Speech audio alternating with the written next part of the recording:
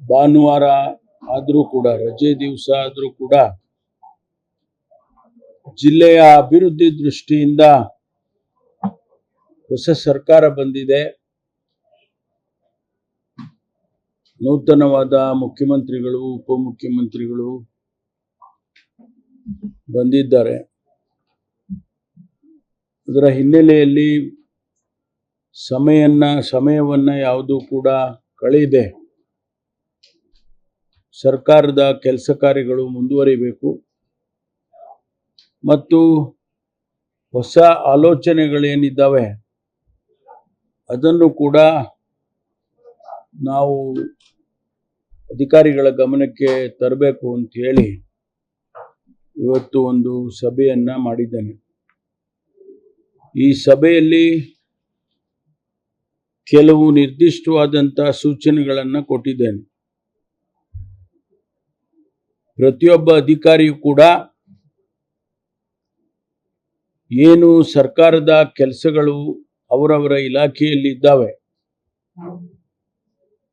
Budgeted works ಆಗಲೇ approval ಆಗಿದ್ದಾವೆ, ಆ ಕೆಲಸ ಕಾರ್ಯಗಳ ಬಗ್ಗೆ ಒಂದು ನಿರ್ದಿಷ್ಟವಾದ ಕ್ಯಾಲೆಂಡರ್ ಅನ್ನು ತಯಾರು ಮಾಡಬೇಕು. ಪ್ರತಿ ತಿಂಗಳು ಕೂಡ ಇನ್ನು ಮೇಲೆ ಅಧಿಕಾರಿಗಳು ಪ್ರತಿ ತಿಂಗಳ ಕೊನೆಯಲ್ಲಿ ಒಂದು ವರದಿಯನ್ನ ಜಿಲ್ಲಾಧಿಕಾರಿಗಳಿಗೆ ಕೊಡಬೇಕು. ಜಿಲ್ಲೆಯಲ್ಲಿ ಯಾವುದೇ ಇಲಾಖೆಯ ಕಾಮಗಾರಿಗಳು ನಡೀತಾ ಇದ್ದಾವೆ, ನಡೀತಾ ಇಲ್ಲ, ಅದನ್ನ ಪರಿಶೀಲನೆ ಮಾಡೋದಕ್ಕೆ ಒಂದು ಜಿಲ್ಲೆಯ ಟಾಸ್ಕ್ ಫೋರ್ಸ್ ಅನ್ನ ಮಾಡ್ತೇವೆ.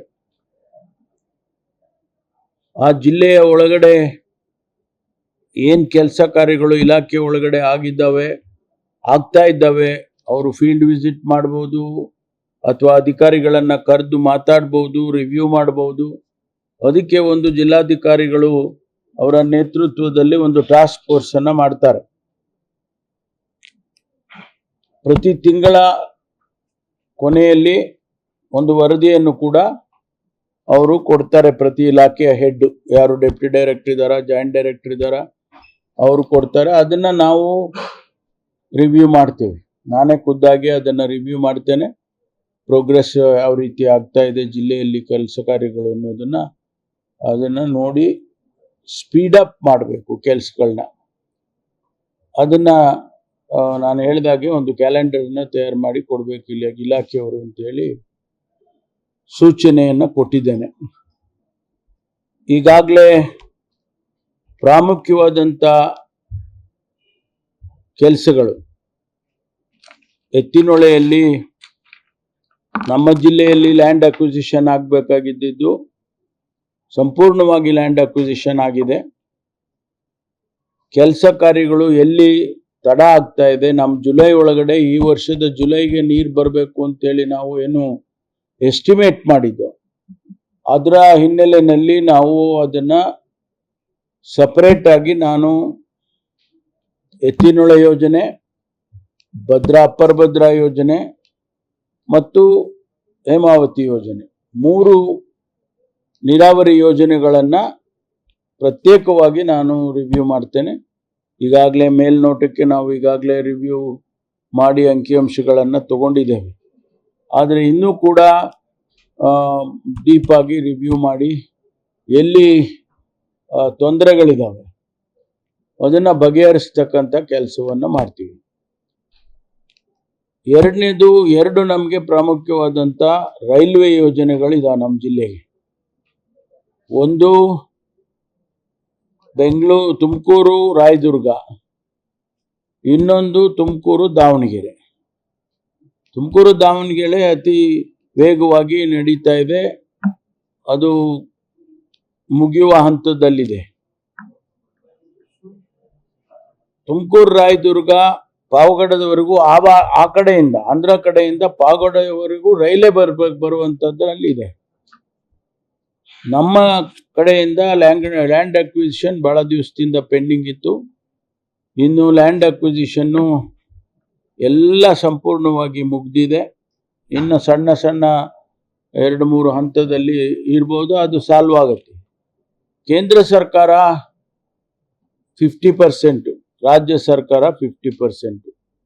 ನಾವು ನಮ್ಮನ್ನು ವಿಶ್ವಾಸಕ್ಕೆ ತೆಗೆದುಕೊಂಡು ಅವರು ಕಾರ್ಯಕ್ರಮಗಳನ್ನು ಮಾಡಬೇಕಾಗ್ತದೆ. ಅದು ನಾನು ಒತ್ತಾಯ ಮಾಡಿ ಹೇಳ್ತಾ ಇದ್ದೀನಿ, ಅದು ನಡಿಬೇಕು. ಎರಡನೇದು, ಇನ್ಯಾವುದೇ ರೀತಿ ಕೆಲಸ ಕಾರ್ಯಗಳು ಬಾಕಿ ಇದೆ. ಪಾವಗಡದಿಂದ ತುಮಕೂರುವರೆಗೇನು ಇನ್ನೂವರೆಗೆ ಟ್ರ್ಯಾಕ್ ಹಾಕುವ ಪ್ರಯತ್ನ ಆಗಿಲ್ಲ. ಇನ್ನೂವರೆಗೆ ಭಾಳ ಕೆಲಸಗಳು ಪೆಂಡಿಂಗ್ ಇದೆ. ಅದನ್ನು ಬೇಗ ಶೀಘ್ರವಾಗಿ ಮಾಡಬೇಕು ಅಂತೇಳಿ ಒತ್ತಾಯ ಮಾಡೋದಕ್ಕೆ ಅದನ್ನು ಪ್ರತ್ಯೇಕವಾದಂಥ ರಿವ್ಯೂ ಕೂಡ ಮಾಡ್ತೇನೆ. ಇನ್ನು ಹೇಮಾವತಿದು, ಈಗಾಗಲೇ ಹೇಮಾವತಿಯಲ್ಲಿ ಏನು ಎಕ್ಸ್ಪ್ರೆಸ್ ಕೆನಾಲ್, ಅದನ್ನು ಲ್ಯಾಂಡ್ ಅಕ್ವಿಸಿಷನ್ ಪ್ರೊಸೀಡಿಂಗ್ಸ್ ಆಗಬೇಕಾಗಿತ್ತು. ಅದನ್ನು ಈಗಾಗಲೇ AC ಅವರಿಗೆ ಎಲ್ಲರಿಗೂ ಸೂಚನೆ ಕೊಟ್ಟಿದ್ದೀವಿ. 1 ತಿಂಗಳೊಳಗಾಗಿ ಎಲ್ಲ ಲ್ಯಾಂಡ್ ಅಕ್ವಿಸಿಷನ್ ಪ್ರೊಸೀಡಿಂಗ್ಸು ಎಕ್ಸ್ಪ್ರೆಸ್ ಕೆನಾಲ್ಗೆ ಮಾಡಿ ಅದನ್ನು ಹ್ಯಾಂಡ್ ಓವರ್ ಮಾಡಬೇಕು ಅಂತ ಕೂಡ ಸೂಚನೆಯನ್ನು ಕೊಟ್ಟಿದ್ದೇನೆ.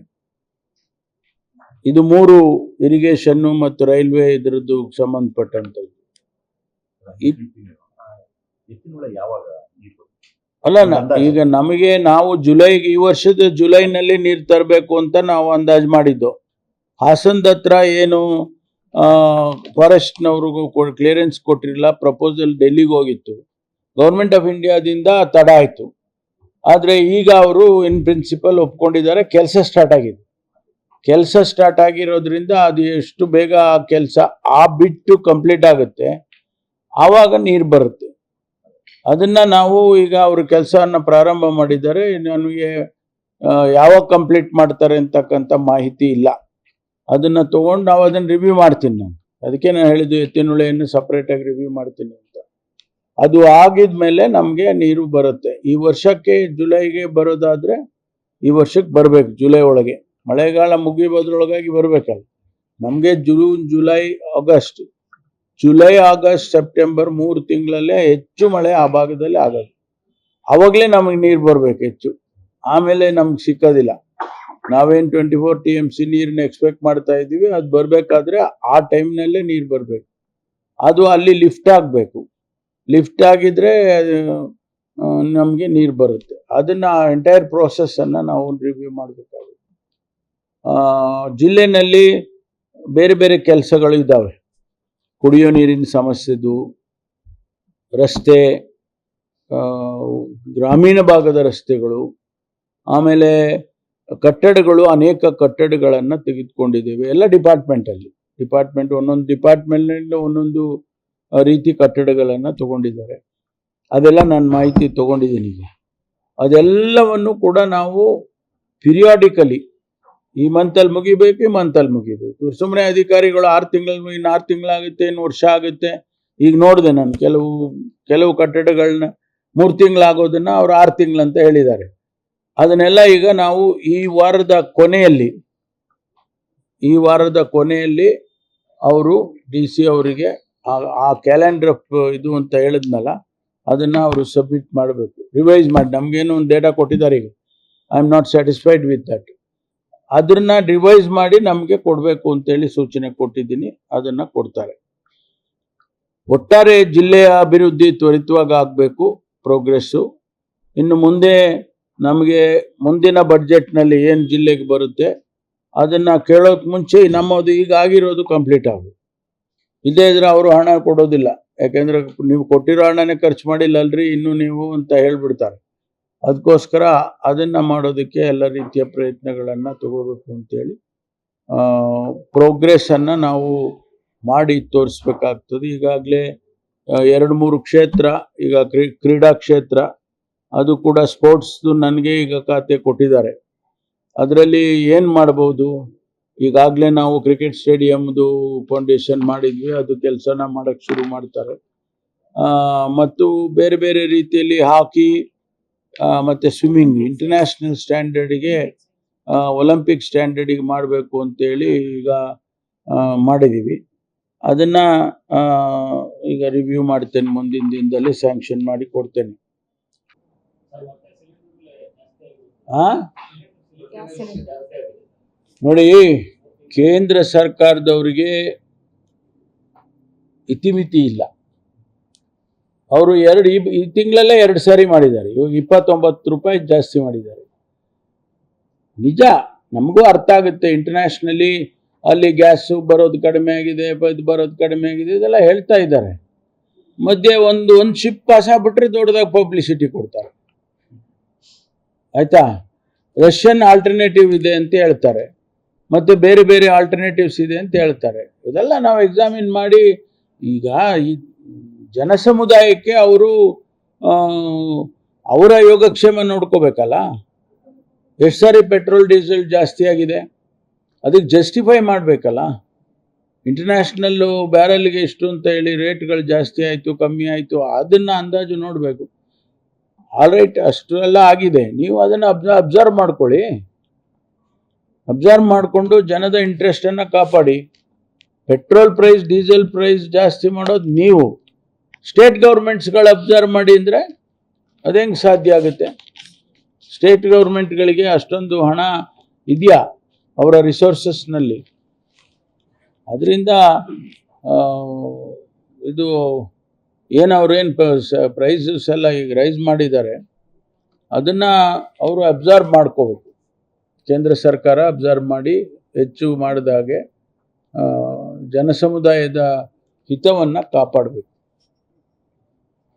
ತುಮಕೂರು ಡಿಸ್ಟಿಕಲ್ಲಿ ಈಗ 3 ದಿನದ ಹಿಂದೆ ಈ ಭಯೋತ್ಪಾದಕರ ಸಿಂಪಥೈಸರ್ಸ್ ಇಬ್ಬರನ್ನ ಅರೆಸ್ಟ್ ಮಾಡಿದ್ದಾರೆ. ಅಂದ್ರೆ ಮೀನ್ಸ್ ದಾವಣಗೆರೆ ಮತ್ತು ಲೋಕಲ್. ಅದೇನು ಅಪ್ಡೇಟ್ ಸರ್? ಅದು ಅಂದ್ರೆ ಪ್ರೆಸ್ ನೋಟ್ ಕೊಟ್ಟಿದ್ದಾರೆ SP ಅವರು. ಅದು ನೀವು ಆಸ್ ಎ ಮಿನಿಸ್ಟರ್ ಏನು ಸರ್? ಈಗ ನಾನೇನು ಹೇಳಂಗಿಲ್ಲ. ಅಲ್ಲ ಸರ್, ನೀವು ಡಿಸ್ಟ್ರಿಕ್ಟ್ ಮಿನಿಸ್ಟರ್ ಅಲ್ಲ, ಈಗ ಡಿಸ್ಟ್ರಿಕ್ಟ್ ಮಿನಿಸ್ಟರ್ ಆದರೂ ಕೂಡ ಅದು ಮಾಹಿತಿ ಅವರು SP ಅವರಿಗೆ ಮತ್ತು ಹಿರಿಯ ಅಧಿಕಾರಿಗಳಿಗೆ ಇರುತ್ತೆ. ಅಲ್ಲ, ಮೇಲ್ನೋಟಕ್ಕೆ 900 ಬಂದಿದ್ರು, ಅವ್ರು ಬಂದಿದ್ರು, ಇವ್ರು ಬಂದಿದ್ರು ಅಂತ ಹೇಳ್ಬೋದು. ಡೀಟೇಲ್ಸ್ ಎಲ್ಲ ಈಗ ಅವರು ಅಶೋಕ್ ಅವ್ರಿಗೆ ನನಗೆ ಡೀಟೇಲ್ಸ್ ಹೇಳಲ್ಲ. ಅವರೆಲ್ಲ ಅಲ್ಲಿ ಡಿಪಾರ್ಟ್ಮೆಂಟ್ಗೆ ಹೇಳ್ತಾರೆ.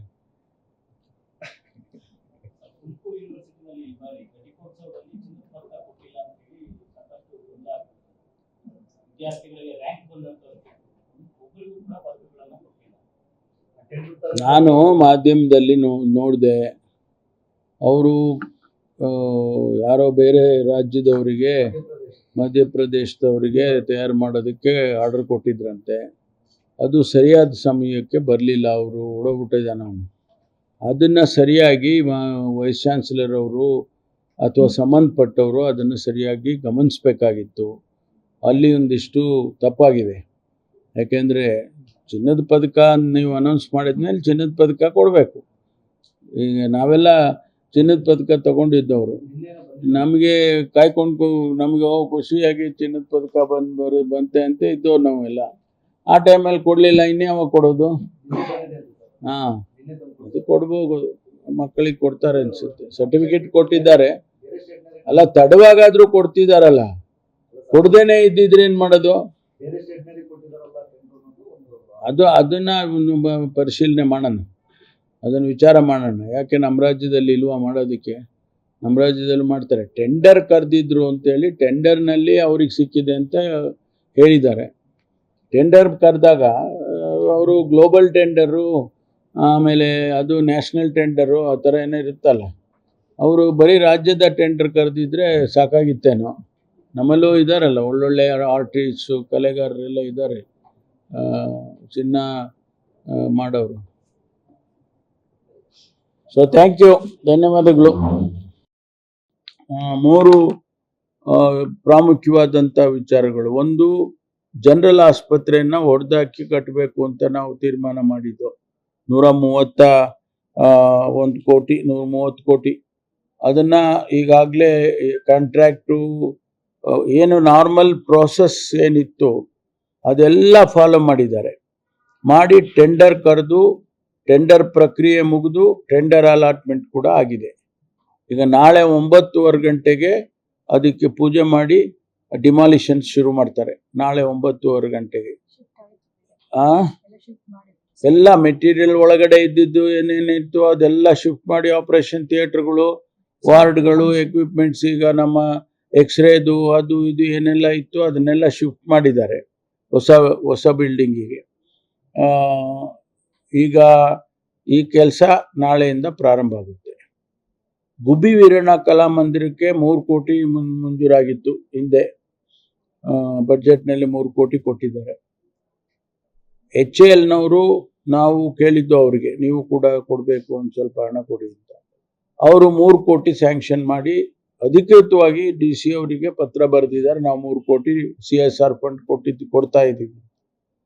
ಅದು 3 ಕೋಟಿ ಆಗುತ್ತೆ. ಇನ್ನೊಂದು 3 ಕೋಟಿನ ನಾವು ಕಾರ್ಪೊರೇಷನ್ನಿಂದ ಅಥವಾ ಗೌರ್ಮೆಂಟಿಂದ ಮತ್ತೆ ಅಡಿಷನಲ್ ಗ್ರಾಂಟ್ ತಗೊಂಡು 10 ಕೋಟಿ ಪ್ಲಸ್ ಮೈನಸ್ 1 or 2 crores ಅದಕ್ಕೆ ನಾವು 1,000 ಸೀಟಿಂಗ್ ಕೆಪಾಸಿಟಿಗೆ ನಾವು ಅದನ್ನು ಕಟ್ಟಬೇಕು ಅಂತ ಮಾಡಿದ್ದೀವಿ. ಅದನ್ನು ಈಗ ತಾನೇ ಒಂದು ಪ್ಲ್ಯಾನ್ ಎಲ್ಲ ಮಾಡಿಸ್ಕೊಂಡು ತಂದಿದ್ದಾರೆ. ಸ್ವಲ್ಪ ಮತ್ತೆ ಡೆಮಾಲಿಷ್ ಮಾಡಬೇಕು, ಅದು ಇಲ್ಲದ್ರೆ ಆಗೋದಿಲ್ಲ. ಅದು 540 ಸೀಟ್ ಇದೆ ಅದರೊಳಗಡೆ, ಈಗ ಏನಕ್ಕೂ ಆಗಲ್ಲ. ಅದಕ್ಕೋಸ್ಕರ ನಾವು ಅದನ್ನು 1,000 ಸೀಟಿಂಗ್ ಕೆಪಾಸಿಟಿ, ಒಂದು ಸಭೆ ಮಾಡಬೇಕು ಅಂತಂದರೆ, ಒಂದು ಕಲ್ಚರಲ್ ಇವೆಂಟ್ ಮಾಡಬೇಕು ಅಂದರೆ ಸಾಕಾಗಲ್ಲ. ಅದಕ್ಕೆ ನಾವು ಅದನ್ನು ಹೊಡ್ಸಾಕಿ ಬೇರೆ ಮಾಡಬೇಕು ಅನ್ನೋದು ಒಂದು ಇದಿದೆ. ಅದನ್ನು ಪ್ಲ್ಯಾನು ಮತ್ತೊಂದು ಎಲ್ಲ ಮಾಡಿಕೊಂಡು, ಹಣ ಅಂತೂ ಆಗಿದೆ, ಹಣದ್ದೇನು ಪ್ರಾಬ್ಲಮ್ ಇಲ್ಲ. ಅದನ್ನು ರಿವೈಸ್ ಮಾಡಿ ಇನ್ನೊಂದಿಷ್ಟು ಹಣ ಕೊಡ್ತಾರೆ. ಆದರೆ ಅದನ್ನು ನಾವು ಹೊಡೆದಾಕಿ ಕಟ್ಟಬೇಕು. ಅದನ್ನು ಡಿಸೈನು ಪ್ಲ್ಯಾನು ಎಲ್ಲ ಬೇರೆ ಬೇರೆ ಮಾಡಿದ್ದಾರೆ. ಅದನ್ನು ನೆಕ್ಸ್ಟ್ ಲೆವೆಲ್ನಲ್ಲಿ ಅಪ್ರೂವ್ ಮಾಡಿ ಅದನ್ನು ಮಾಡ್ತೀವಿ. ಯಾವುದು ಇನ್ನು ಬರಬೇಕು, ಎಕ್ವಿಪ್ಮೆಂಟ್ ಬರಬೇಕು. CCB, MCH ಎಲ್ಲ ಸ್ಟಾರ್ಟ್ ಫಂಕ್ಷನ್.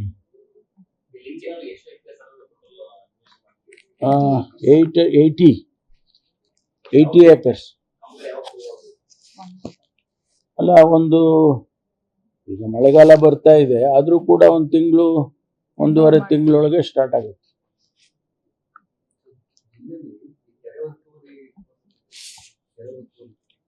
ನಾನು ಮುಗಿಸ್ಬಿಡ್ತೀನಿ.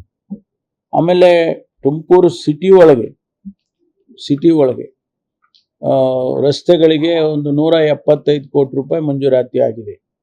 ಮಹಾತ್ಮ ಗಾಂಧಿ ಏನದು MGN ನಗರ ವಿಕಾಸ ಯೋಜನೆ, ಮಹಾತ್ಮ ಗಾಂಧಿ ನಗರ ವಿಕಾಸ ಯೋಜನೆ ಅಂತ, ಅದರಲ್ಲಿ 175 ಕೋಟಿ ಸ್ಯಾಂಕ್ಷನ್ ಮಾಡಿದ್ವಿ.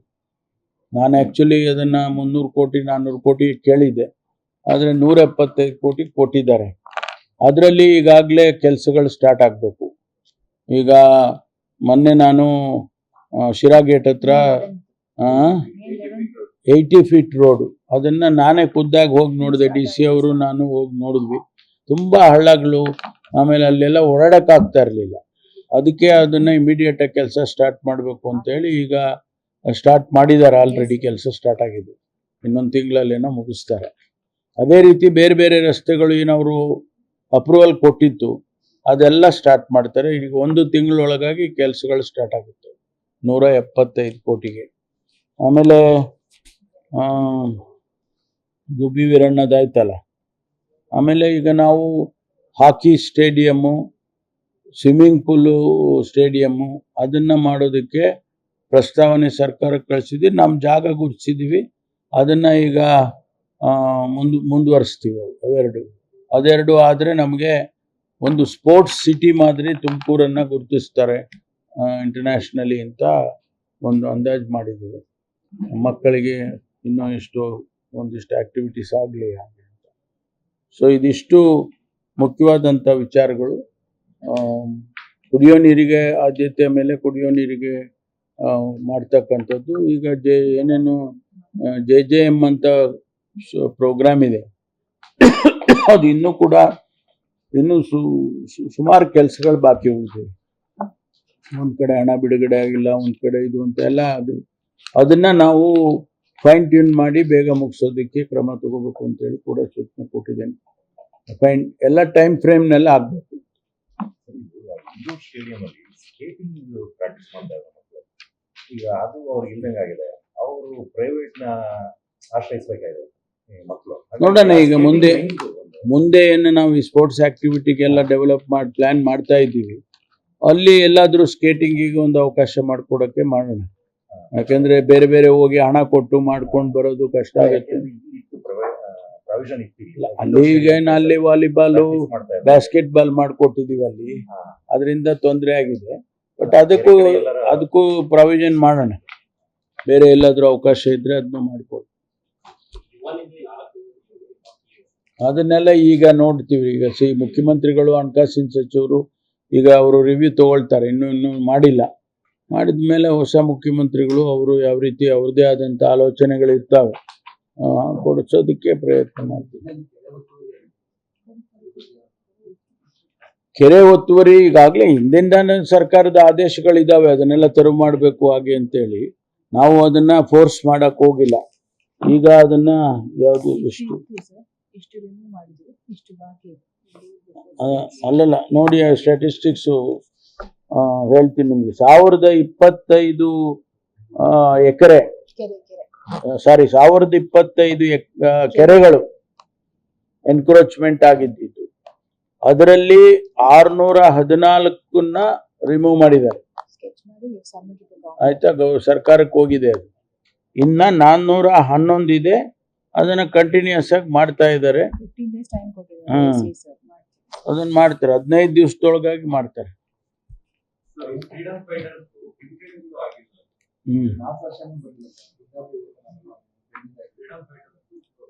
ಅದನ್ನೆಲ್ಲ ಮಾಡಿಸ್ತೀನಿ. ಯಾಕೆಂದ್ರೆ ಇದು ಪೆನ್ಷನ್ಸ್ದೆಲ್ಲ ರೆವಿನ್ಯೂ ಡಿಪಾರ್ಟ್ಮೆಂಟಿಗೆ ಬರುತ್ತೆ. ಅದನ್ನ ನಾನು ಈಗ ರಿವ್ಯೂ ಮಾಡಿ ಬೇಗ ರಿಲೀಸ್ ಮಾಡಿಸ್ತೀನಿ.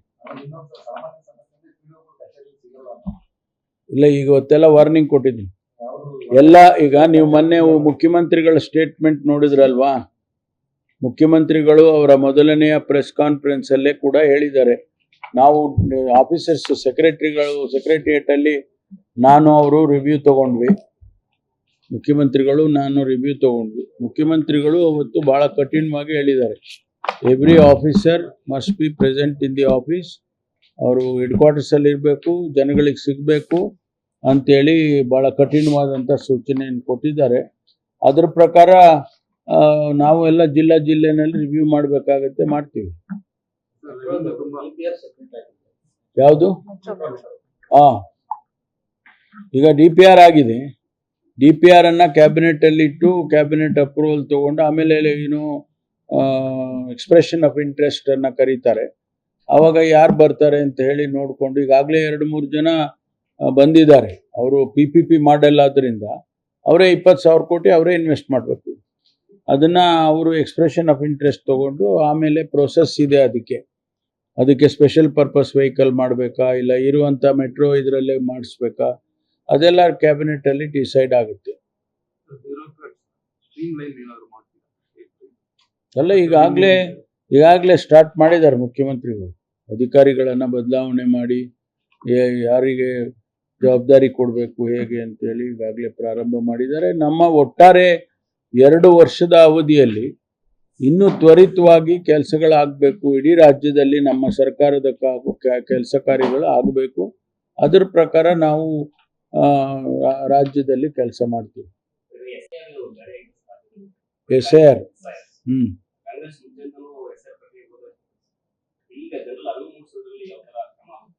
ಈಗಾಗಲೇ ನಮ್ಮಲ್ಲಿ ಇವರು ಯಾರು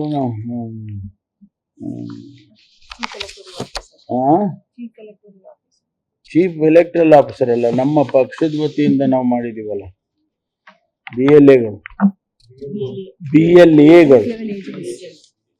ಬೂತ್ ಲೆವೆಲ್ ಏಜೆಂಟ್ಸ್ ಅನ್ನ ಪ್ರತಿಯೊಂದು ಪಕ್ಷದವರು ಮಾಡ್ತಾರೆ. ನಮ್ಮ ಪಕ್ಷದವರು ಮಾಡಿದ್ದಾರೆ. ಈಗಾಗಲೇ ನಮ್ಮ ಹಂತದಲ್ಲಿ ಜಿಲ್ಲಾವಾರು ರಿವ್ಯೂ ಮಾಡ್ಕೊಂಡಿದ್ದಾರೆ. ನಮ್ಮ KPCCಯಲ್ಲಿ ಅವರು ಪ್ರತಿಯೊಬ್ಬ PLOಗಳ ಹತ್ರ ಟಚ್ ಇರಬೇಕು. ಇದ್ದು ಅದನ್ನು ಮಾನಿಟರ್ ಮಾಡ್ತಾರೆ. ಅಲ್ಲಿ ಡಿಲೀಟ್ ಆಗ್ಬೇಕಾದ್ರಾಗ್ಲಿ, ಅಡಿಷನ್ ಆಗ್ಬೇಕಾದ್ರಾಗ್ಲಿ ಅವನ ಗಮನದಲ್ಲಿ ಇಲ್ಲದೆ ಆಗೋದಿಲ್ಲ. BLA ಗಮನದಲ್ಲಿ, ಎಲ್ಲ ಪಕ್ಷದ BLAಗಳಿರ್ತಾರೆ, ಅವ್ರ ಗಮನದಲ್ಲಿ BLO ಮಾಡುವಾಗ ಅದು ಅವರ ಕಾಂಬಿನೇಷನ್ ಅಲ್ಲಿ ಆಗುತ್ತೆ. ಆದ್ರಿಂದ ಡಿಲೀಟ್ ಮಾಡೋದು ಕೂಡ ಅಷ್ಟು ಸುಲಭ ಅಲ್ಲ, ಆ್ಯಡ್ ಮಾಡೋದು ಅಷ್ಟು ಸುಲಭ ಅಲ್ಲ. ಇವ್ರಿಗೂ ಗೊತ್ತಾಗುತ್ತೆ, ಎಲ್ಲ ಪಕ್ಷದವ್ರಿಗೂ ಗೊತ್ತಾದಾಗ ಅವ್ರು ಡಿಲೀಟ್ ಮಾಡಬೇಕಾದ್ರೆ ಪ್ರಶ್ನೆ ಮಾಡೇ ಮಾಡ್ತಾರೆ. ಯಾಕಪ್ಪ ಡಿಲೀಟ್ ಮಾಡ್ತೀಯ ಅಂದಾಗ ಅವರು ಸಮಜಾಯಿಸಿ ಕೊಡಬೇಕು. ಈ ಕಾರಣಕ್ಕೆ ಅದೊಂದಷ್ಟು ಪ್ಯಾರಾಮೀಟರ್ಗಳಿದ್ದಾವೆ. ಈಗ ಪಾಸ್ಪೋರ್ಟ್ ಇರಬೇಕು, ಅದು ಇರಬೇಕು, ಇದು ಇರಬೇಕು ಅಂತ 10-12 ಪ್ಯಾರಾಮೀಟರ್ಸ್ ಇದೆ.